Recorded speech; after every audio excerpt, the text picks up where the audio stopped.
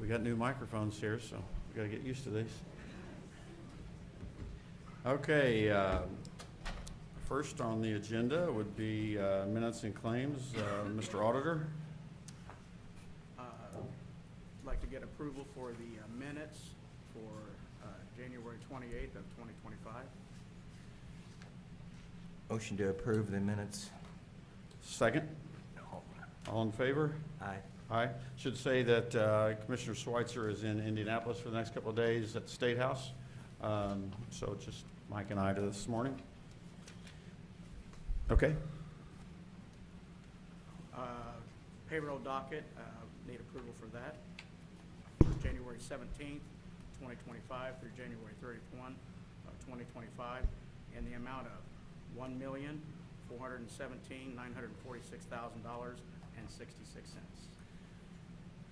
I'd like to make a motion for approval of $1,417,946.66 for payroll. Second? All in favor? Aye. Aye. Then we had the claims docket dated January 17th of 2025 through January 30th of 2025 in the amount of $4,283,170,035. I always notice when we have big numbers like that, I try to look through there. It looks like we had a lot of disbursements to townships, fire departments, the city of Terre Haute, which brought that number up, not just bills we're paying. Yeah. Okay. I will make the motion to approve the claim docket for $4,283,170.35. I'll second that. All in favor? Aye. Aye. Next up is Resolution 2025-1, establishing the intent to conduct a certificate of tax sale. John Villa, are you going to tell us a little bit about that?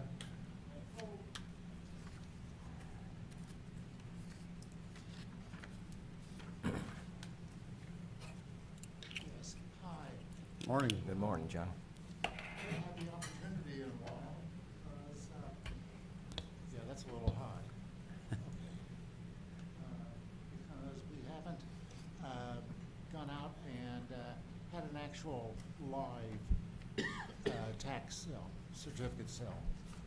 Typically, the last few years, especially brought on about by COVID, we went and started doing them just online only. And so this one is going to be, we're proposing to have it live. You know, I think that between the auditor's office, the treasurer's office, we've all discussed it and thought that it would be best for the actual, basically the taxpayers of Vigo County. The last few years, they've been benefiting LA County, New York County, Boca Raton, different areas throughout the country. And the ones that have been losing out have been the ones in Terre Haute and Vigo County. And so by having it back in Terre Haute and live, I think will go across very well, especially for the mom and pops and whatever. And so, but I've got two documents here that need to be approved today, in addition to having it live. The first off is the Commissioner's certificate sale addendum to the tax sale agreement that we have with SRI. SRI is probably the premier tax sale service in the country, or in the 5-state area that it services. And we've been with them for at least the last 15 years. I know that because I've been here about 15 years. So, and it was here before me. But anyway, we'd like to have that approved. there is nothing really that changes in this. And then the second thing is a resolution for the actual certificate sale. And the attachment as Exhibit A will be the number of properties that are going to be offered. Some have already been redeemed, but they stay on the list, and we just take them off for the sale.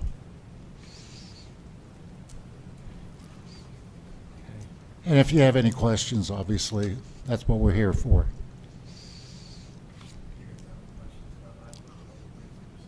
Yeah, so do we need to approve one before the other, or does it matter? Oh, the tax sale's proposed for April 1st. Okay. Now, while that's a Tuesday, it does start at 10.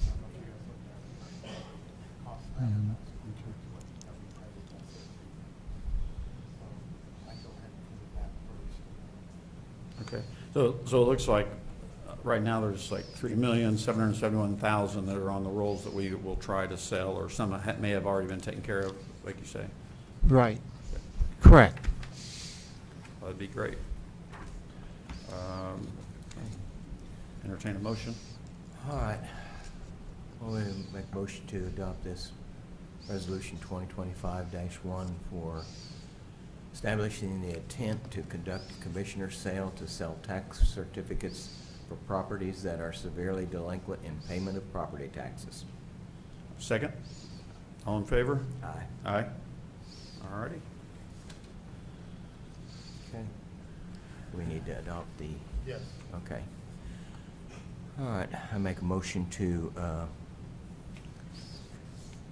use SRI Services to be our commissioner, our sales commission agent to sell these properties.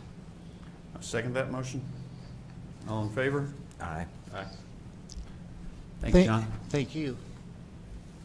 So yeah, that tax sale will be on April 1st, so that Well, is, we have a meeting at 9, that doesn't start till 10, so we could still have it in here, our meeting. Talk in here. about Okay, great. All right, next up, we'd like to get a presentation from Thrive West Central on our housing.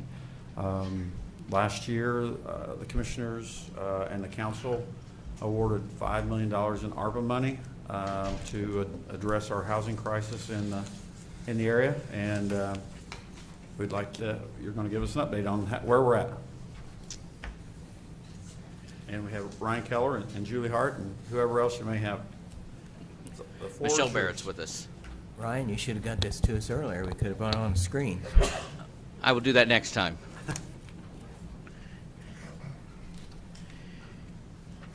All right, good morning. Thank you so much for the opportunity to come and give you an update today. I'm Ryan Keller, the CEO of Thrive West Central, and with me today is Julie Hart, our Director of Housing, and Michelle Barrett, our Urban Development Specialist. We are really pleased with the progress that we're making on the Homes for the Future program for Vigo County. To date, when we're looking at a county as a whole, we have awarded 379 housing units for completion with that.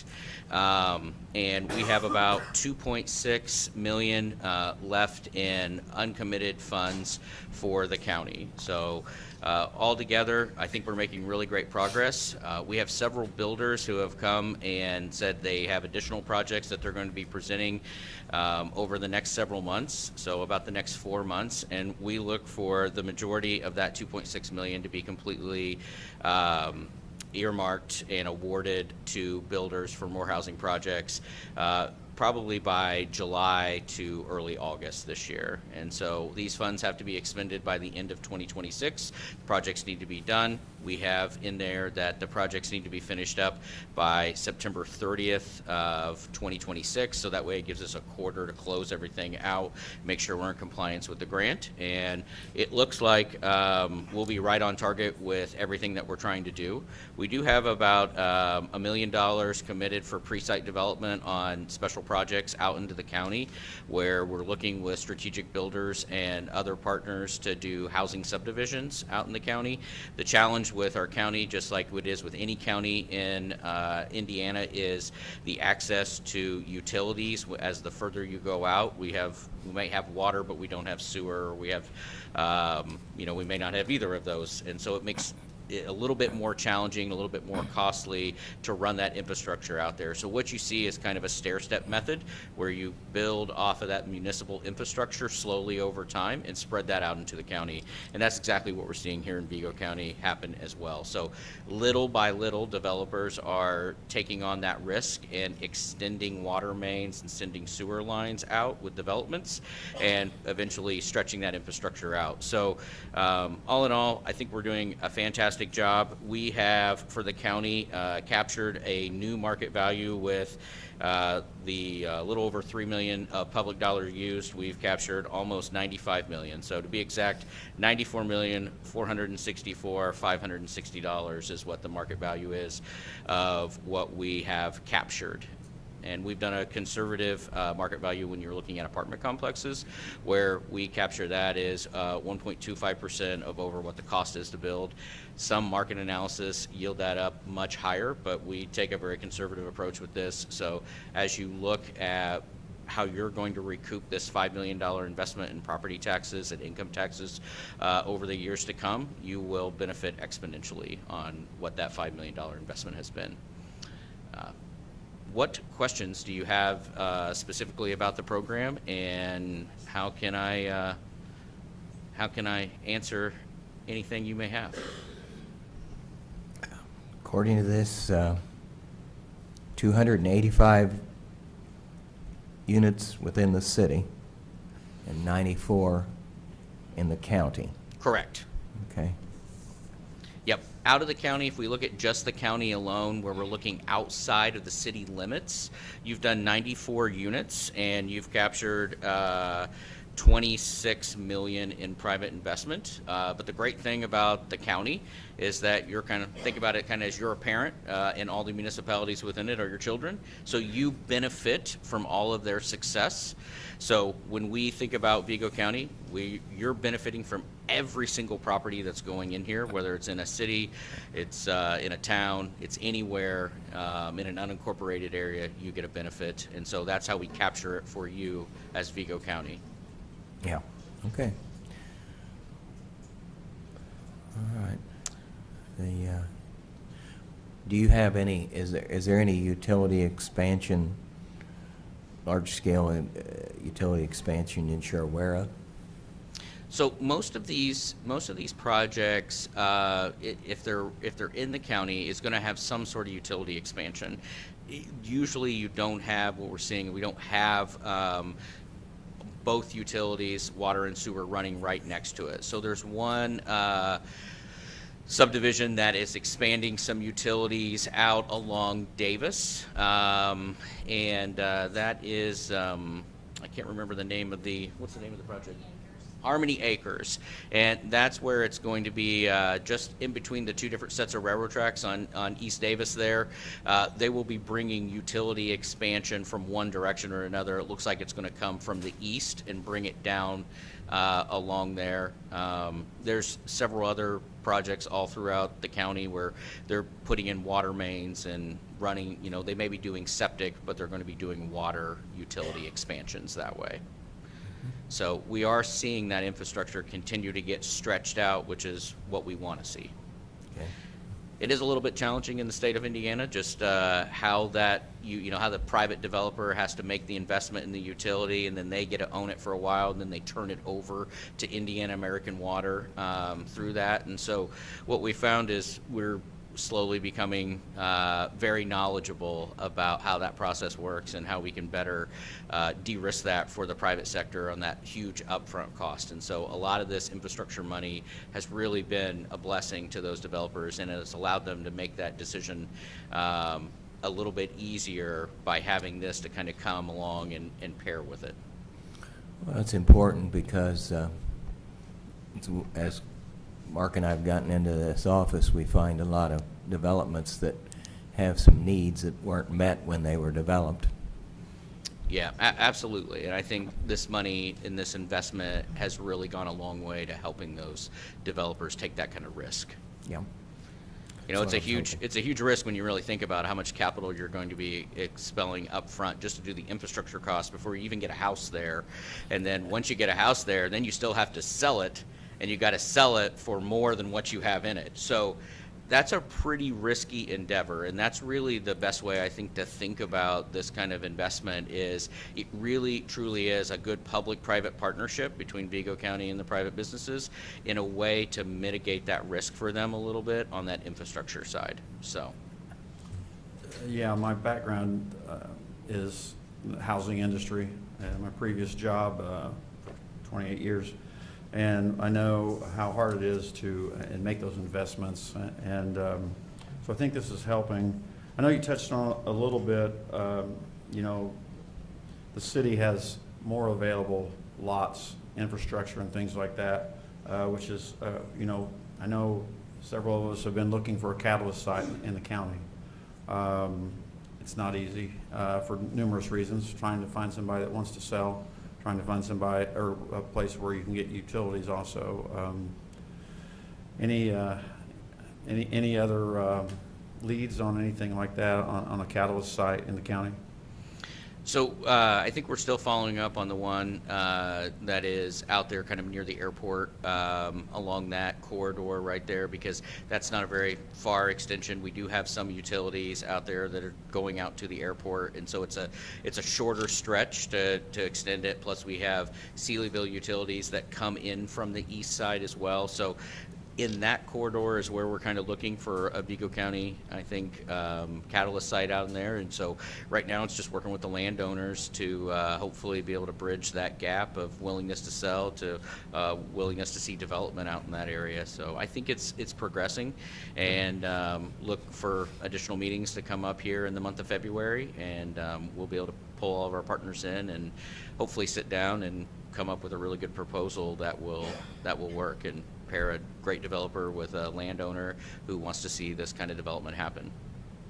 Good. Yeah, I think I noticed we have some ribbon cuttings next month. One is with one developer, one is in the city, and one is in the county too on the east side. So that's good to see. Yeah, everything slows down a little bit in the wintertime. I think also with these numbers, it's important to kind of say, out of the 379 housing units, you think, oh, that's really not very much. It is a lot when we think about what historically has been developed here year after year. That's a huge bump.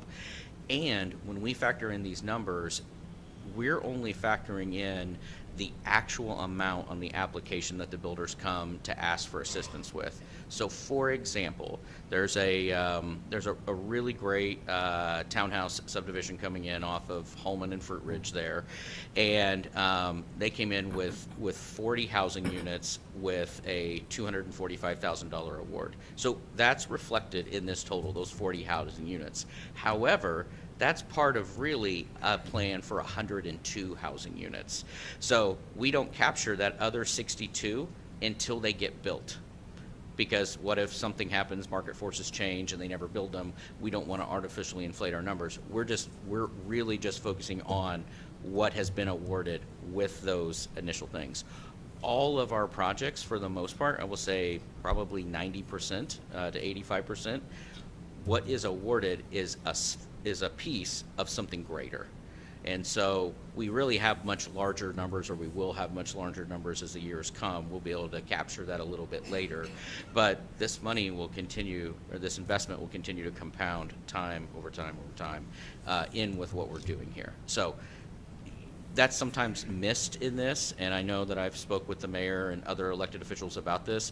Just sometimes we forget that 379 doesn't always seem huge, but it's really just a piece of a larger quantity of housing that's in the pipeline to come, that we may not even have to invest on those second phases. We may have to, but we may not. It just depends on funding and how we go, what's left at the end of it. Yeah, they, I forget sometimes, we've been working on this for what, over 3 years? Yeah, we started our initial research back in 2022. Yeah. And slowly keep building. With the previous city administration. Mhm. Yeah. Yeah, we saw in our building inspection department and area planning record numbers last year of permits filed and things like that. So it is making a difference. And within this, we were trying to get housing in all segments, all price ranges, correct? Something I know that we, and you probably get hit with, I know I see it on social media, is that, well, this isn't affordable housing or something like that. Well, I guess I would counter, and I think you would too, that even if this is higher end housing, that opens up, some of these people are moving to, another level, but that opens up their house in another market, Yes. which I think is important too. Absolutely. I mean, we really have to think there's a lot of pent-up demand here within the county, and if I remember correctly, I think our market potential analysis said that just within the county alone, we're going to see movement of around 70% of folks buying these new housing units. It's just folks that live here. It's just the folks that are in the county that want to move up in their housing, they want to move down in their housing, they want to find something different that's going to better fit their lifestyles. And again, that opens up, once they move and they go somewhere else, then their house is now open for another folks. I'm glad that you brought that up. We do have a diagram that is in your packet as well. I believe this is in the packet? Okay. Next time, I'm going to bring this so the whole audience gets to see this. But it has price ranges broken down. So out of the market potential analysis, annually we had almost 1,900 potential house buyers at incomes at 60% or above the area median income, and so we have it broken down by price range on housing. So it goes 100 to 150,000, 150 to 200,000, so on and so forth, all the way up to 350 and above. So far, not counting any of our nonprofit program houses, our rentals or our rehabilitations. So this is just brand new construction on houses. We have developed 6 units in that 100 to 150,000 range, 33 units in the 150 to 200,000 range. 2 to 250 is 48 units. That's where we see the largest market share in our community based on our incomes. 28 units at the 250 to 300, 54 units at 300 to 350, and then 10 units at above 350,000. Again, that's not counting nonprofit housing, rentals, or rehabilitation of homes in the city. So out of that units, you can kind of see the distribution. So we have some right in the middle, right at 200 to 250, and then we have another large, the next kind of large scale is up at 3 to 350. So the market is telling us that there's missing gaps in those units right now, and that's why builders in the private sector are building in those areas right off the bat. Mm-hmm. We will see more projects coming this year that I know are in the pipeline that are going to be building at the 150, 165 range is where we're going to be looking. Those are going to be stuff that's in the city, a little smaller footprint, probably about a 1,200 square foot house, but they're going to be well built and really nice homes for folks in that. That 165 is 60% AMI. If we're below that from 140 to 160, that gets us down below 60% of the area median income. So we are still at a low to mod income on that. So we're really hitting all the target areas for everybody in the community. And we think of not affordable housing, we think of housing that's affordable for every single one of us at no matter where we're at in our life stage. Bob, you taking notes where you can place some money? I don't know if you have stats on this, but my guess is that without the kind of help we've given through this ARPA money, these numbers would be half of this.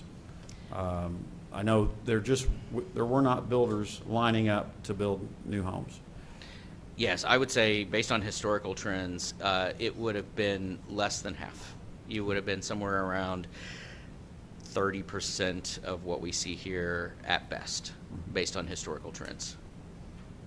So it really is, the investment of this funding from Vigo County is a wise investment. It is only going to continue to build in your community, and it will pay lasting dividends by generating opportunities for new people to come and live here and work here, generating, new opportunities for income and building your tax base over time, and allowing people to kind of age in place. If they don't have the housing that's going to meet their lifestyle needs, whether that's a bigger house because they have a emerging family, or a smaller house because they need something more manageable for their lifestyle, if we don't have it, people will move, and they'll move away from here. So you're doing the number one thing to capture and attract and retain population.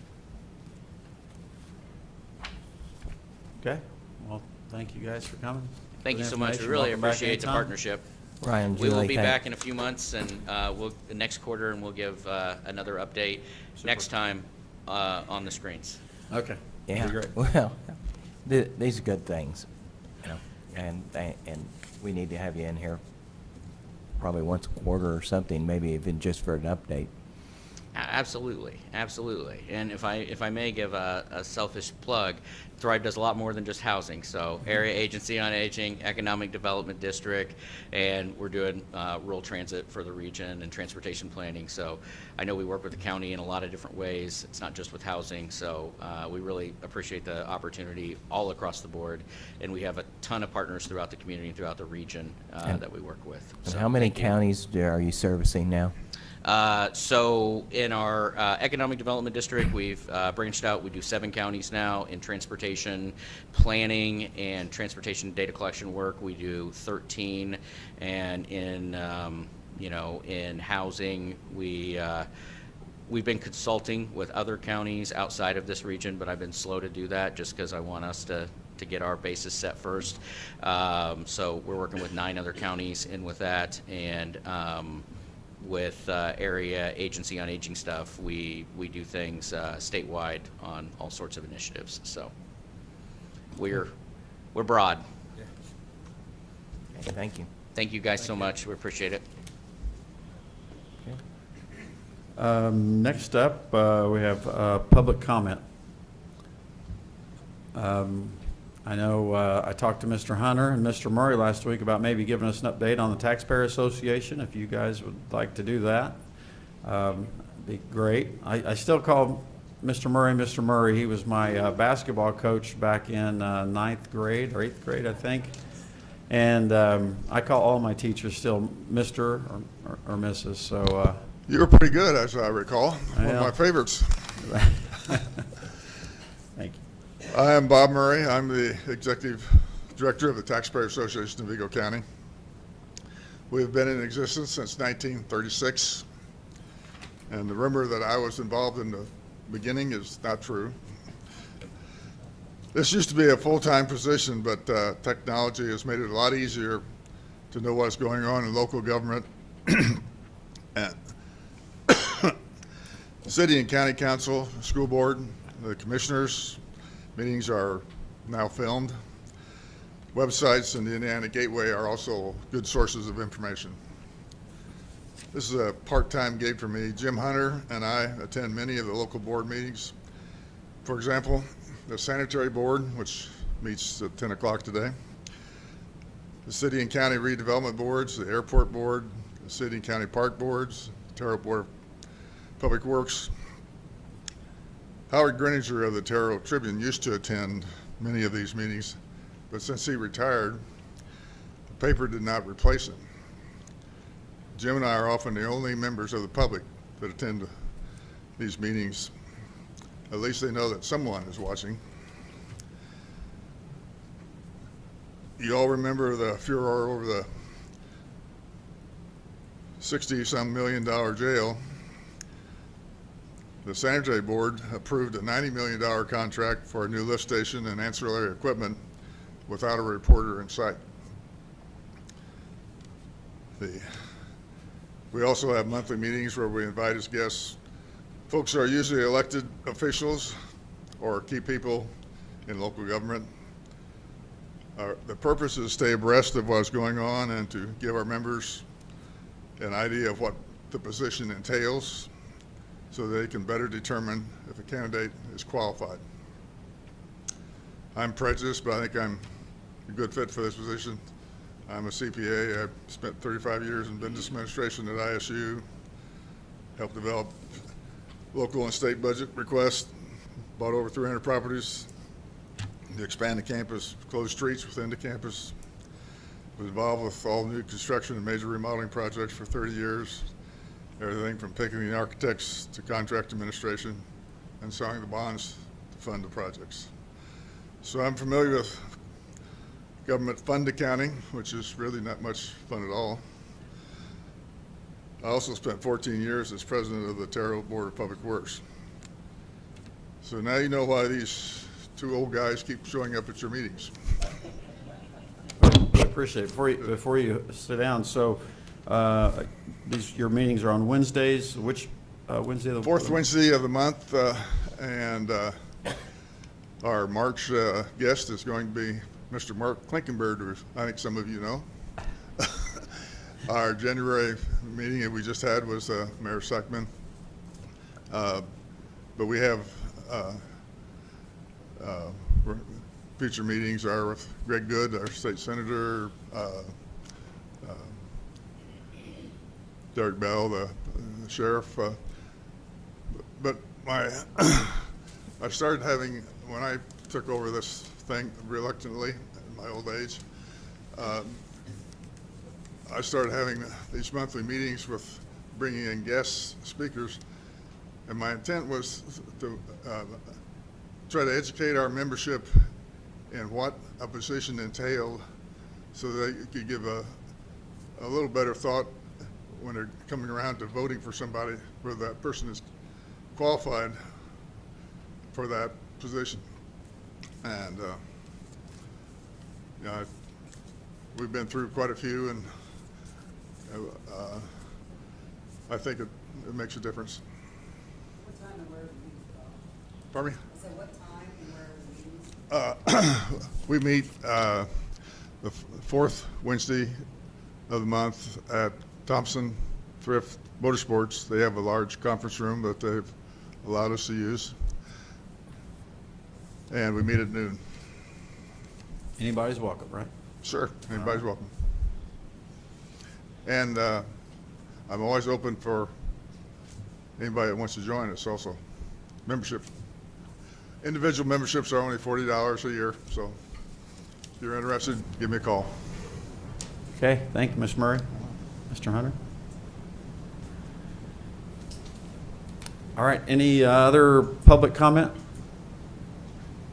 We've got a lot of department heads and some other elected officials here today. Anybody want to speak to anything?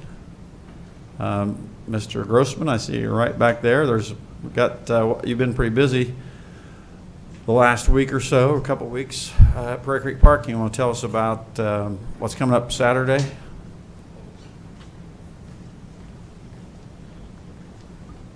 Knew I shouldn't have come today, right? No, thank you for the opportunity. Saturday's our pancake breakfast. Registration ends, I think it's tomorrow, February 5th. We moved it back to Fowler Park. It was at Prairie Creek Park a couple years. We wanted to make it right at the operation at Prairie Creek Park. It got cold. We hit 2 years in a row that was like 15 degrees and ice, and people didn't enjoy that as well, so we moved it back to Fowler. We've got our Village Folk as a 501c3 that supports our Pioneer Village at Fowler Park. They're actually the ones doing the cooking for us this year, a fundraiser for the village. So I think that's a win on both fronts for us. And so make sure you get signed up for that pancake breakfast coming up this Saturday. Starts at 8:30. If you go to the pancake breakfast, you get a ticket. You take that ticket to Prairie Creek Park and take a tour of our operation. You get entered to win a drawing, syrup and camping and some other things. So it'll be well worth your time to come tour the operation. Years ago, it's probably been 5 or 6 years ago, 7 years ago, we made the decision to scale back our syrup operation a little bit. We used to tap 2,000 trees. I know Mark come out and kind of took a quick tour around the park. That pretty much took everybody we had from October until March. We have a lot more things to do than syrup, so we had to make a decision. Are we making syrup as a business that's losing money, or are we here for education? And our department's here for the educational value of teaching people how do you take that natural resource turned into syrup. That's it. If we sell some, great. If we don't, it's the educational value. Saved us a ton of time, a ton of staff hours, and everybody in our department's happier that we don't have to beat our heads against the wall for months over maple syrup. But still, come tour the operation. We still operate the same amount of days as if we were tapping 2,000 trees. We'll probably hope to cook again tomorrow. We've cooked 2 or 3 times this year, made some syrup. So come out and tour that operation. Our reservation system's live now as of Monday. So there's been a lot of people jumping on Fowler Park on Memorial Day weekend already. We've got our new reservations, the new cabins, and the new wagon at Fowler Park. So come check those out. Those are pretty neat. And Prairie Creek Park specifically is in the best location I've ever seen a cabin in. So Yeah, I did get to see the new cabins. So- Yeah, so- And Yep. don't sell yourself short. You guys are still doing a lot of work in this syrup. I could not believe. I mean, there's taps running everywhere, plastic hoses and everything else. It's still a huge undertaking. And I did buy some syrup last night, and we already used it. It's really good. So, Yep, I'll be back next week for more. So, hey, Adam, any update on Dewey Point, the building at Griffin Park, and the disc golf at Prairie Creek? Most of that I was going to talk about next week, but Okay.